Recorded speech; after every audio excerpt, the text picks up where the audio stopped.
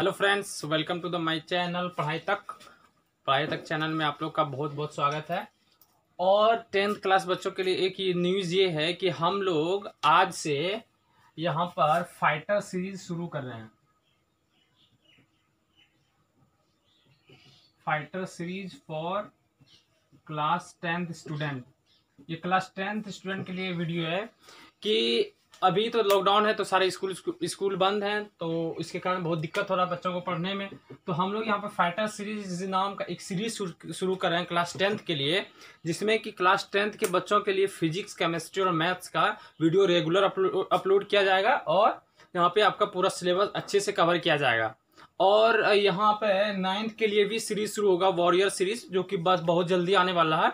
तो आप लोग हमारे चैनल के साथ बने रहिए और लाइक शेयर और सब्सक्राइब कीजिए और ज़्यादा से ज़्यादा अपने दोस्तों या फ्रेंड्स में उसको बताइए कि पढ़ाई तक चैनल पे ऐसा एक फाइटर सीरीज शुरू हुआ है जिसमें कि फिजिक्स, केमिस्ट्री और मैथ्स का लेक्चर रेगुलर आएगा। तो आज जो हम लोग पढ़ने वाले हैं क्लास 10th का जो मैथ्स का पहला चैप्टर है रियल नंबर, आज हम लोग उसी को स्टार्ट करते हैं। तो चलिए शुरू करते हैं। तो रियल नंबर पढ़ने से पहले हम लोग थोड़ा सा कुछ प्रीव्यू ले लेते हैं। जैसे क्लास 9th में आप लोग नंबर सिस्टम में पढ़ लिए होंगे कि रेशनल नंबर क्या होता है। तो हम जैसे एक प्रीव्यू दे देते हैं कि रेशनल नंबर क्या होता है। जैसे रेशनल नंबर को डिफाइन किया जाता है कि कोई भी नंबर जिसको कि हम p/q के फॉर्म में लिख सकते हैं, लेकिन q is not equal to 0 होता है, तो इसको कहा जाता है रेशनल नंबर। तो अब यहाँ पे एक और बात, ये एक और नंबर आता है यहाँ पे इरेशनल नंबर। हम इसको शॉर्ट में लिख लें इरेशनल नंबर। तो जिसको बोला जाता है कि हम p/q के फॉर्म में नहीं लिख सकते हैं, उसको कहा जाता है यहाँ पे इरेशनल नंबर। तो रियल नंबर में आज हम लोग जो पढ़ने वाले हैं क्लास 9 में तो बस पढ़े थे कि हाँ रेशनल नंबर क्या होता है, रेशनल नंबर क्या होता है। तो ये सब हम लोग पढ़ लिए थे। और उसमें भी जैसे कि हम लोग पढ़े थे वहाँ पे कि 2 रेशनल नंबर दिया हुआ है, तो उसके बीच में हम लोग कैसे निकालेंगे। जैसे 2 रेशनल नंबर दे दिया, उसके बीच में find 5 rational number between this and this. तो ये सब तो हम लोग पढ़ चुके हैं। तो हम लोग को अब यहाँ पे पढ़ना है जैसे इरेशनल नंबर है तो उसका कैसे जो इरेशनल नंबर पढ़ेंगे, रेशनल नंबर पढ़ेंगे, उसका कुछ प्रॉपर्टी है तो वो सब पढ़ेंगे और कुछ अलग अलग चीज़ पढ़ेंगे यहाँ पे। तो इससे पहले यहाँ पे रियल नंबर में एक यूक्लिड डिवीजन लेम्मा है, जो सबसे शुरू का जो टॉपिक है आप लोगों के लिए, वो है यूक्लिड डिवीजन लेम्मा। तो हम उसको बताने से पहले एक कहानी आप लोग को सुनाते हैं, उसके बाद जो है यूक्लिड डिवीजन लेम्मा आप लोग को पूरी तरह समझ में आ जाएगा। तो पहला हेडिंग जो हम लोग का है यूक्लिड्स डिवीजन लेम्मा। अब देखिए, सबसे पहले बात इसको, इस टॉपिक को समझिए कि यूक्लिड डिवीजन लेम्मा क्या होता है। सबसे पहले यूक्लिड जो नाम है ये साइंटिस्ट का नाम है जो कि इस थ्योरम को दिया था। और उसके बाद डिवीजन क्यों आया, तो हम इसका जो यूज करते हैं फॉर फाइंडिंग HCF, इसका जो यूज किया जाता है वो HCF फाइंड करने में किया जाता है, यूक्लिड डिवीजन लेम्मा का। उसके बाद लेम्मा क्या होता है, लेम्मा जो होता है वो कोई एक स्टेटमेंट होता है जो कि पहले प्रूफ कर चुका है, बहुत पहले उसका प्रूफ हो चुका है मैथ्स में, लेकिन हम लोग उसका यूज करते हैं दूसरी चीजों को प्रूफ करने में। ये जो लेम्मा जो होता है ये कोई एक थ्योरम, जैसे कोई एक थ्योरम है मैथ्स में, अगर वो बहुत पहले प्रूफ हो चुका है, हम लेम्मा के बारे में बता रहे हैं कि लेम्मा क्या होता है। तो लेम्मा जो होता है वो एक थ्योरम ही होता है जो कि बहुत पहले प्रूफ कर दिया हो चुका है, मतलब प्रूफ हो चुका है, लेकिन हम उसका यूज, मतलब जैसे कोई भी चीज प्रूफ है, हम उसके आधार पर दूसरी चीज बनाते हैं, उससे रिलेटेड जो चीज है हम उसको प्रूफ करते हैं, तो उसको कहते हैं लेम्मा। तो यूक्लिड डिवीजन लेम्मा का जो है इसका यूज करते हैं हम लोग HCF निकालने में। तो अब यहाँ पे यूक्लिड डिवीजन लेम्मा क्या है, इसको कैसे लिखते हैं, कैसे HCF निकालते हैं, वो सारी बात डिस्कस करेंगे। इसके पहले हम एक इससे रिलेटेड एक कहानी सुनाते हैं कि जैसे मान लीजिए कि कोई एक आदमी है, वो कुछ अपना सर पे अंडा लेके जा रहा है टोकरी में, उधर से एक बाइक आ रहा है, तो मान लीजिए कि बाइक ने इसको ठोकर मार दिया, तो एक्सीडेंट हो गया, तो उसका जो है अंडा नीचे गिर गया और सारे अंडा फूट गए। तो अब दोनों में लड़ाई शुरू हो गई। तो लड़ाई होने के बाद दोनों में फिर जो भी है सरपंच को बुलाया गया, फिर पंचायत बैठाया गया, तो उसके बाद फिर वहां पे डिसीजन लिया गया कि पंचायत बैठा जाए, तो दोनों तरफ से पूछा जाता है कि हाँ क्या हुआ, तो दोनों ने अपना अपना पक्ष रखा। तो जिसका अंडा था उसने कहा कि मेरे पास जो है, इस तरह से वो डायरेक्ट नहीं बोला कि मेरे पास कितने अंडा है, वो इसमें डायरेक्ट नहीं बोला जाता कि हाँ मेरे पास, जैसे बोले कि हाँ मेरे पास 100 अंडा है, वैसा ही कुछ नहीं बोला यहाँ पे इसने बोला कि मेरे पास जो है वो नंबर ऑफ एग्स जो है इज लेस देन 150, और इतना कमिटमेंट कर दिया। एक कमिटमेंट यह किया कि मेरे पास जो नंबर ऑफ एक्स है वो 150 से कम है। और बहुत सारा स्टेट इसमें कमेंट्स किया कि जैसे इसने कहा कि अगर इसने कहा कि if we count in pairs, if counted in pairs, छोड़िए अभी सबसे पहले देखिए हम क्या करते हैं यहाँ पे कि सबसे पढ़ते हैं कि तो हाँ देखिए सबसे पहले इसने कमेंट ने किया कि number of x less than 150, और उसके बाद बोला गया कि अगर हम 7 का ग्रुप बनाएं कि जैसे 7 अंडा का एक ग्रुप, दूसरे 7 अंडा का अगर अलग ग्रुप, जैसे इस तरह से बनाया गया कि इफ, तो अगर 7 अंडा का ग्रुप बनाया जाए, उसी तरह 6 अंडा का ग्रुप बनाए, 5 का ग्रुप बनाए, 2 का ग्रुप बनाए, उसी तरह 2 का लास्ट ग्रुप बनाए। तो इसने कहा इफ काउंटेड इन पेयर्स, अब पेयर्स का मतलब पेयर में 2 ही आता है ना, बात याद रखना। If counted in pair 1 is remaining. अब इसका मतलब क्या हुआ, इस स्टेटमेंट का मतलब समझिए। इसका मतलब ये हुआ कि अगर हम 2 अंडा का ग्रुप बना के रखें तो ग्रुप कितना बनेगा ये हमको पता नहीं है कि 2 अंडा का, जैसे कि 2 अंडा 2 अंडा 2 अंडा 2 कितना ग्रुप बनेगा ये पता नहीं है। हाँ भले ये पता है कि अगर जितना भी 2 अंडे का बनेगा तो उसमें जो है हम लोग का 1 अंडा रिमेनिंग बच जाएगा, मतलब 1 अंडा का ग्रुपिंग नहीं होगा। उसी तरह इसने बोला कि इफ काउंटेड इन 3, मतलब 3 अंडा का अगर ग्रुप बनाए तो इसमें जो है 2 इज रिमेनिंग। उसी तरह इसने बोला कि अगर इफ काउंटेड इन 4, अगर 4 अंडा का ग्रुप बनाए तो 3 इज रिमेनिंग। इस तरह से बोलते हैं कि लास्ट में जैसे कि उसी तरह फिर बोला कि अगर 5 अंडे का ग्रुप बनाए तो उसमें फिर 4 रिमेनिंग होगा, 6 का बनाए तो इस तरह होगा, और 7 का जब बनाए तो उसमें कोई भी रिमेनिंग नहीं होगा। तो इसका मतलब क्या हुआ कि इसको हम कैसे कर सकते हैं कि हाँ ये ऐसा ऐसा बोल दिया। तो जैसे हम इसको हम ऐसे रिप्रेजेंट कर सकते हैं कि ये जो बोला है इस स्टेटमेंट को हम इसको कैसे मैथमेटिकल टर्म में हम कैसे रिप्रेजेंट करें, इसको कैसे समझा कि क्या बोला मैथमेटिक्स के टर्म में। ये तो ऐसे बोल रहे कि हाँ 2 का ग्रुप बनाएंगे, तुम 2 का ग्रुप बना के रख दिए तो 1 अंडा मेरा अलग बच जाएगा जिसका कोई ग्रुपिंग नहीं होगा। अगर 3 का ग्रुपिंग किया तो उसमें 2 अंडा रिमेनिंग बच जाएगा जिसका कोई, अब बताइए 3 का ग्रुपिंग किया है 2 अंडा बचा तो उसका कोई ग्रुपिंग होगा नहीं, कि 3 अंडा का ग्रुप करें तो 2 अंडा का ग्रुप तो हम बना सके रखते नहीं है। तो अब हम इसको अगर मैथमेटिक्स के टर्म में इसको यूज करें तो ये सब आप लिख लीजिएगा, जैसे हम लोग मिटा देते हैं तो आप लोग इसको पॉज करके लिख लीजिएगा। तो इसको अगर हम नंबर ऑफ एक्स मान लेते हैं, नंबर ऑफ एक्स अगर हम मान लें कि ए है, हम मान लीजिए कि number of x, total number of x जो था, टोटल नंबर मान लीजिए कि टोटल नंबर ऑफ एक्स जो था वो ए है। तो ए को अगर हम इस सब टर्म में अगर हम रिप्रेजेंट करना चाहें तो पहला जो स्टेटमेंट इस पे ध्यान दीजिए कि if counted in pairs 1 is remaining, मतलब ए बराबर जो है 2 इंटू आर प्लस 1 है, मतलब 2 का पेयर बना, जितना भी पेयर बना आर जो है वो नंबर ऑफ पेयर हो जाएगा 2 का कि कितना पेयर बना, लेकिन यहाँ पे 1 अंडा जो है वो रिमेनिंग बच गया। उसकी तरफ फिर दूसरे में भी लिख सकते हैं, यहाँ पे लिख सकते हैं where r is any natural number. फिर उसी तरह ए को हम लिख सकते हैं, अब फिर ये तो हो गया, उसके बाद फिर हम 3 वाला अगर शुरू करेंगे तो यहाँ पर हम लिखते हैं 3s plus 2 where s is any natural number.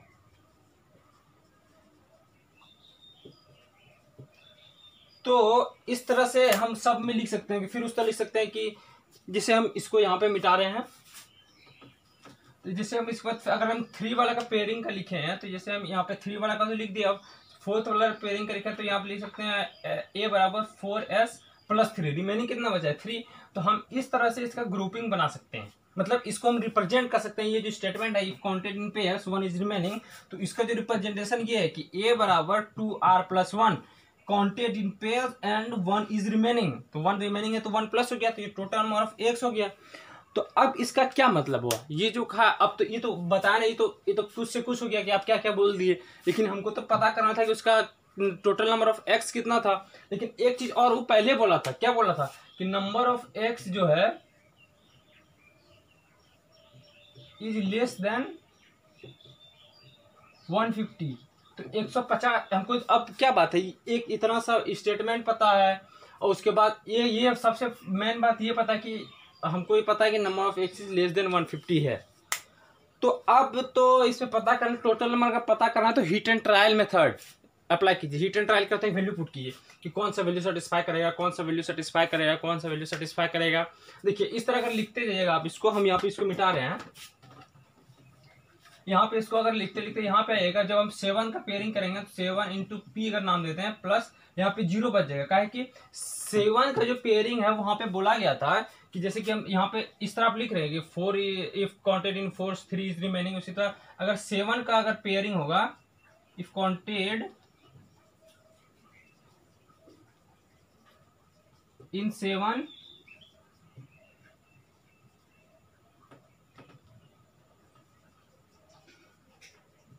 Remaining is 0, मतलब 7 का जो पेयर बनेगा पूरा पेयर बन जाएगा, 7 का ग्रुप जितना भी बने, लेकिन वहां पे कोई ऐसा अंडा नहीं बचेगा जिसका कि पेयर ही ना हो। तो ये एक स्टेटमेंट यहाँ पे है, तो इसी तरह लिखा जाएगा, जैसे ए बराबर यहाँ फिर लिखिए 5 लिखिए, फिर यहाँ पे इसको दीजिए u प्लस 4 बचेगा, फिर यहाँ पे ए दीजिए 6v प्लस 5, इस तरह से करके इसका जो है ये रिप्रेजेंटेशन हुआ। अब हीट एंड ट्रायल मेथड करके आप अगर इसको देखिएगा कि कौन कौन सा वैल्यू सेटिस्फाई करे, तो आप यहाँ पे आपको जो फाइनल आंसर मिलेगा वो नंबर ऑफ एक्स जो होगा वो होगा 119, मतलब 119। अब इस पे अगर ये वैल्यू अगर 119 हुआ ये टोटल नंबर ऑफ एक्स, तो एस यू वी जितना पी आर ये सब तो कोई नेचुरल नंबर है, तो अगर ये वैल्यू आप यहाँ रख के दीजिएगा देखिएगा तो आपको कोई नेचुरल नंबर ही मिलेगा। जैसे यहाँ पे देखिए कि अब यहाँ पे पता चल जाएगा कि 2 का ग्रुपिंग कितना हुआ, अगर 3 में रखें कितना ग्रुपिंग हुआ। अगर यहाँ पे देखिए, अगर आप ऐसे कर सकते थे, यहाँ पे अब हम 119 कैसे निकाले कि 7 का जो है 7 का अगर फैक्टर करें 7 14 21 इस तरह करते जाएंगे तो हमको मिलेगा 17 टाइम्स चल जाएंगे तो 119 मिलेगा, और इसके बाद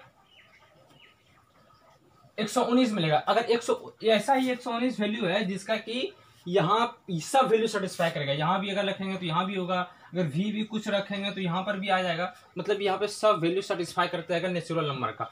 तो यूक्लिड डिवीजन लेमा का रिप्रेजेंटेशन इसी तरह से होता है, जैसे हम एक कॉमन एग्जांपल लेके बता रहे हैं अभी कि जैसे कि अगर इस तरह से जो है इसको इसी को कहा जाता है कि यूक्लिड डिवीजन का रिप्रेजेंटेशन जो होता है इसको इसी तरह से करते हैं।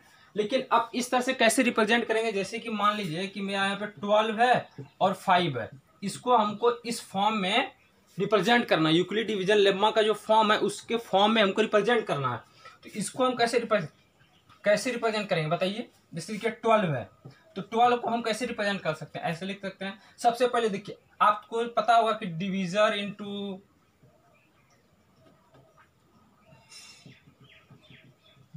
इंटू डिवाइडेंड प्लस आर मतलब रिमाइंडर, ये तो सब बच्चा को पता होता है, ये तो सबको पता होता है। तो उसी फॉर्म में इसको लिखा जाता है। अब जिसके 5 मेरा हो गया डिवीजर इंटू हम यहाँ पे क्या लिखें कि हमको 12 पूरे। अब अगर देखिए यहाँ पे हम मैक्सिमम ले सकते हैं कि अगर 1 भी लिखेंगे तो 5 इंटू 1 अब प्लस 7 कर सकते हैं, लेकिन यहाँ पे प्लस 7 पे तो 7 तो 5 से बड़ा हो जाएगा। तो इसका मतलब यहाँ हुआ कि हम ऐसा कर सकते हैं 5 इंटू 2 कितना हुआ, 5 इंटू 2 10 और प्लस 2 12। ये रिप्रेजेंटेशन तो बहुत आसान है, ये हो गया डिवीजर, ये हो गया डिवाइडेंड, ये हो गया रिमेनिंग। तो इसी तरह से इसको रिप्रेजेंट करते हैं। अब जैसे कि आप अगर जैसे 5 है और इसको 12 है, अगर इसको रिप्रेजेंट करना है यूक्लिड डिवीजन लेम्मा में, इसको कैसे रिप्रेजेंट करेंगे। तो 5 इक्वल टू लिखेंगे 12 इंटू 0 और प्लस 5, क्योंकि 12 का तो कोई भी ऐसा नेचुरल नंबर फैक्टर आएगा नहीं कि जिसमें कि हम इसका मल्टीप्लाई करें तो 5 लाना पड़े, हमेशा यहाँ प्लस में लाना चाहिए। वैसे तो हम अगर यहाँ कर सकते हैं तो 12 इंटू 1 कर दें माइनस फिर हम कर दें 7 तो 5 आ जाएगा, लेकिन यहाँ पे हमेशा यहाँ पे प्लस रहता है, ये बात ध्यान रखना है। इसलिए यहाँ पे 12 इंटू 0 प्लस 5 आएगा, तब ये सेटिस्फाई करेगा। तो ये तो था कि यूक्लिड लेम्मा से पढ़ने से पहले उसका प्रीव्यू था कि हम इसको कैसे रिप्रेजेंट करेंगे। जैसे उसका कुछ आएगा एक फॉर्म, इसी तरह का फॉर्म आता है उसका, तो इस फॉर्म को हम पहले समझ लें कि हाँ इस तरह से रिप्रेजेंट करते हैं। ये तो हुआ कि मेरा ए भी कुछ वेरिएबल है, एस भी कोई नेचुरल नंबर है। लेकिन हम जैसे कि 12 और 5 को यूक्लिड डिवीजन के लेम्मा के रूप में अगर रिप्रेजेंट करना है तो इस तरह से क्या आता है कि 12 बराबर 5 इंटू 2 प्लस 2। तो अब जो है मेन बात पे हम लोग आते हैं, जो है यूक्लिड डिवीजन लेम्मा। तो यूक्लिड डिवीजन लेम्मा कहता है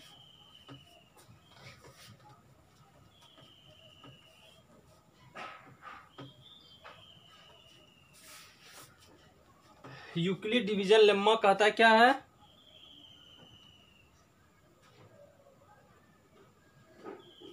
कि कोई भी अगर ए और बी कोई पॉजिटिव नंबर है, जैसे a and for any positive number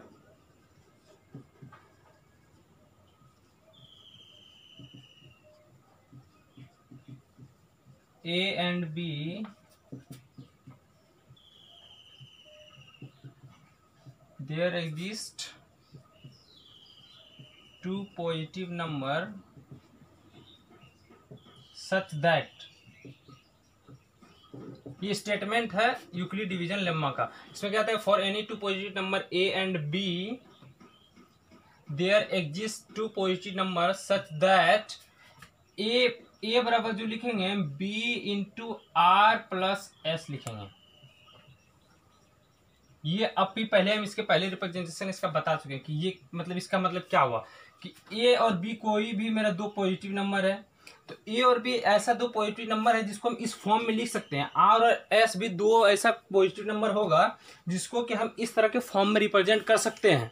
वो भी रिप्रेजेंटेशन जो होता है वो यूनिक होता है, ऐसा नहीं कि आर एस कोई यूनिक ही दो, आर एक अलग होगा एस एक अलग होगा, तो दोनों ऐसा ही हो सकता है। कि अब जैसे कोई भी हम ऐसे जैसे लिखिए इसको कि 12 को हम लिखे थे 5 इंटू 2 प्लस 2, अब इसको तो एक ही फॉर्म में लिख सकते हैं। ये हो गया आपका, देखिए फॉर्म में अगर बैठाएं हम तो ये हो गया ए बराबर, ये हो गया देखिए बी इंटू आर, ये हो गया आपका एस। फॉर्म दिख रहा है इस तरह कि ये यूक्लिड डिवीजन लेम्मा के फॉर्म में है। तो यूक्लिड डिवीजन में यही कहा जाता है कि for any two positive number a and b there exist two positive number, यहाँ पे दे सकते हैं two positive number r and s such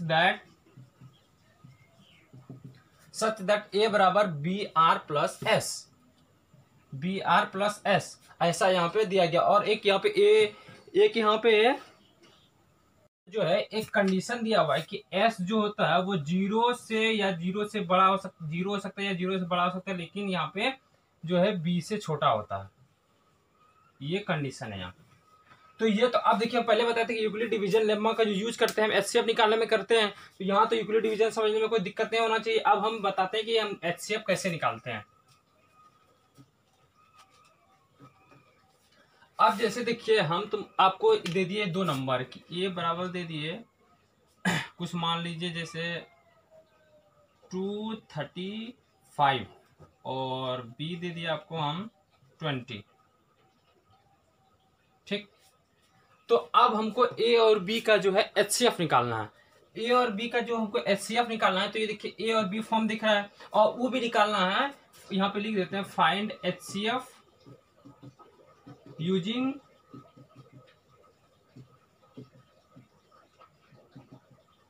Euclid division lemma. तो ये आप लोगों को बनाना है। तो हम बता देते हैं कि पहला हम एग्जांपल बता देते हैं कैसे बनाएंगे। तो जो है अब हमको सबसे पहले यूक्लिड डिवीजन लेम्मा अगर हमको जहां पे दिखे सबसे पहले फॉर्म याद आना चाहिए। क्या है फॉर्म है, ए बराबर बी आर प्लस एस, ये हमको फॉर्म याद आ गया। तो ए बराबर 235 है तो हम 235 बराबर लिखिए, मतलब ए बराबर बी, तो बी अब लिखे। अब यहाँ पे हमको आर देखना है, तो 20 तो 235 को 20 से डिवाइड कीजिए, कितना बार में डिवाइड होगा। अगर 11 बार में इसको डिवाइड करें तो 220 होगा, 220 अब प्लस 15 जो होगा यही हो जाएगा इसका। देखिए ये हो गया ए बराबर b r into r plus s, तो ये यूक्लिड डिवीजन के फॉर्म में दिख रहा है। अब इसको इस तरह से यूक्लिड डिवीजन के फॉर्म में हमेशा लिखते रहना है, तब तक लिखते रहना है जब तक कि मेरा जो ये एस दिया है, मतलब जो रिमाइंडर आता है वो जब तक जीरो नहीं हो जाए तब तक हम इसको लिखते रहेंगे। अब जैसे हम एक स्टेप लिख लिए, तो अब दूसरा स्टेप हम लिख रहे हैं यहाँ से हम दूसरा स्टेप शुरू करें। अब हम जो है 20 को लिखेंगे, 20 को जो लिखेंगे हम किसके फॉर्म में लिखेंगे, इसके फॉर्म में लिखेंगे। 20 को यहाँ बी को उठाए, अब बी को लिखेंगे हम, बी बराबर मतलब 20 बराबर, अब जो है इसके लिए मेरा जो 15 हो जाएगा डिवाइजर, तो 15 से डिवाइड करेंगे, कितना बार में 20 को डिवाइड होगा, एक बार में 15 इंटू 1 प्लस 5, अभी हो गया, दूसरा फॉर्म आ गया। लेकिन फिर भी यहाँ पे देखिए ये जो एस आ रहा है यहाँ पे अभी 0 नहीं आया, अभी 5 है, तो हम इसको फिर एक बार लिखेंगे। अब 15 को लिखेंगे, देखिए यहाँ 20 आया था तो अब 20 को पहले इधर लाए, अब यहाँ पे 15 आया तो 15 को पहले इधर लाएंगे, 15 को इधर लाए, अब 5 से डिवाइड करेंगे, तो 5 इंटू 3 अब प्लस 0। अब देखिए मेरा वो जहां पर हमको प्रतीक्षा था वहां तक हम पहुंच गए कि मेरा जो एस मतलब जो रिमाइंडर है यहाँ पे जो मेरा रिमाइंडर आया वो 0 आ गया, मतलब मेरा काम यहाँ पे हो गया। तो मतलब यूक्लिड डिवीजन का ये था कि सबसे पहले आप कोई भी 2 नंबर का एचसीएफ निकालना तो उसको ए बराबर बी आर प्लस एस के फॉर्म में लिखिए, उसको तब तक लिखे रहिए जब तक कि आपका रिमाइंडर 0 नहीं आ जाए। तो रिमाइंडर तो मेरा 0 आ गया, लेकिन अब यहाँ पे एचसीएफ हम क्या लिखेंगे, तो जिस स्टेप पे आपका रिमाइंडर 0 आया उस स्टेप का जो डिवीजर है, तो डिवीजर देखिए हमेशा हम यहाँ पे देखिए आगे लिखे हैं सब। यहाँ पे भी अगर 20 का डिवीजर, यहाँ पे 235 का डिवीजर 20 है, 20 का डिवीजर 15 है, 15 का डिवीजर यहाँ पे 5 है, तो यहाँ पे जो लास्ट स्टेप में जो रिमाइंडर 0 आएगा उस स्टेप का जो आपका डिवीजर होगा वही होगा आपका एचसीएफ। तो हम इसको मिटा के यहाँ पे लिख देते हैं कि HCF of 235 and 20 is equal to 5, ये हो गया आपका आंसर। इसमें कोई दिक्कत है? इसमें तो कोई दिक्कत नहीं होना चाहिए, ये तो काफी आसान है। इसी तरह आपको जो भी एक्सरसाइज में दिया होगा आप लोग का वो आप बनाइए इसी तरह के फॉर्म में। अगर कोई दिक्कत होगा तो फिर बताइएगा, हम इसके अगर कमेंट्स कीजिएगा उसमें हम बता देंगे। तो यूक्लिड डिवीजन लेम्मा का तो यही यूज था, एचसीएफ निकालने में इसका यूज किया जाता है। तो अब देखिए इसमें हम एक और चीज बताते हैं कि जैसे कि दिया हुआ है कि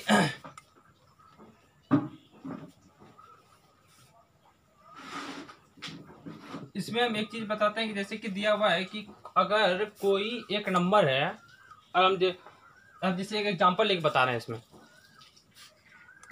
तो चलिए अब यहाँ पे हम लोग देखते हैं एग्जांपल। जैसे दिया हुआ so that positive even integer is of form 2q and that positive odd integer is of form 2q plus 1। तो ये हमको यूक्लिड डिवीजन लेम्मा जो पढ़े उसी से प्रूफ करके बताना है कि पॉजिटिव इवन इंटीजर जो होगा 2q के फॉर्म में होगा और पॉजिटिव ऑड इंटीजर जो होगा 2q प्लस 1 के फॉर्म में आएगा। सबसे पहले यूक्लिड डिवीजन लेम्मा फॉर्म कीजिए, a बराबर b r plus s, okay. लेकिन इसके साथ में एक कंडीशन था कि जो s होता है वो 0 से बड़ा होता है लेकिन b से हमेशा छोटा होता है। तो ये कंडीशन याद रहा। अब हम देखिए यहाँ पे क्या करते हैं कि हमको पता है कि इवन नंबर क्या होता है, जो 2 से टोटली डिवाइड हो जाए जिसका रिमाइंडर 0 बच जाए। तो हम यहाँ पे a एक इंटीजर मानते हैं for 2 positive integer a and b। मेरा a और b कोई 2 पॉजिटिव इंटीजर है, ठीक। और हम यहाँ पे मान लिए यहाँ पे r बराबर तो 2 लेना पड़ेगा, एंड फॉर r बराबर 2, क्योंकि मेरा जो इवन नंबर जो फॉर्म होता है, इवन नंबर फॉर्म किसका होता है, इवन नंबर को जैसे 4 6 8 है, अगर ये इवन नंबर है तो इस 2 से टोटली डिवाइड लगेगा। तो यहाँ पे मेरा डिवाइडेंड जो तो r बराबर 2 होगा। तो r बराबर जब 2 होगा, अगर हम यहाँ पे इसको देखना चाहें, अगर और एक बात यहाँ पे है कि अगर r बराबर 2 लेंगे तो उसके बाद एक कंडीशन ये होगा कि मेरा जो s है, s क्या हो सकता है, वो या तो 0 से बड़ा होगा, 0 या 0 से बड़ा होगा, लेकिन r जो है, लेकिन यहाँ पे जो है वो b से छोटा होता है ना। तो यहाँ पे b बराबर 2 लेंगे, सॉरी यहाँ पे b बराबर जो 2 लेंगे तो s जो है वो 0 या 0 से बड़ा होगा लेकिन b से छोटा होगा। b से छोटा होने का मतलब है यहाँ पे 2 से छोटा होगा। तो अगर हम इसको अगर कोई भी एक पॉजिटिव नंबर है a और b, लेकिन b यहाँ पे स्ट्रिक्टली 2 लिया है क्योंकि इवन और ऑड का हमको चक्कर है यहाँ पे। तो इवन और ऑड का जब चक्कर है, अब हमको यूक्लिड डिवीजन लेम्मा लिखना है 2 चीज के लिए। s जो हम क्या क्या लिख सकते हैं, देखिए s यहाँ पे 0 होगा या 0 से बड़ा लेकिन 2 से छोटा है, तो s हम क्या क्या ले सकते हैं, s बराबर हम 0 ले सकते हैं और s बराबर हम 1 ले सकते हैं, ठीक।